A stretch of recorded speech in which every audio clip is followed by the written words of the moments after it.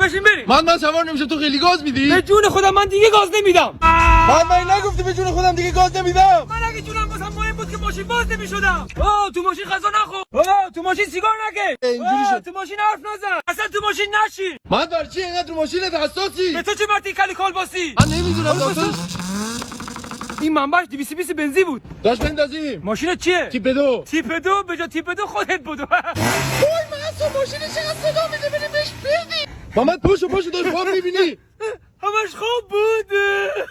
من ماشین چقدر قیمتش 800 تومن میارزه؟ اوزگل رو ماشین قیمت نذار، تصادف می‌کنیم. من یه لحظه کاپوت بزن بالا ببینم لوازم چی داری؟ نه ماشین فابریکه. آره یه لحظه بزن خود دیگه. ماشین فابریک. ای بابا میگم دست ماشینم زدی نزدی. انقدر دست فرمونم خوبه هنوز یه بار خط رو ماشین نیافتاده. ماد این چیه؟ اینو زدم به جدول. ماد این چی؟ اینو دنده عقب زدم به در. اون چی؟ اون حقیقت بخوای اوزگل تو میگی دست فرمونم خوبه؟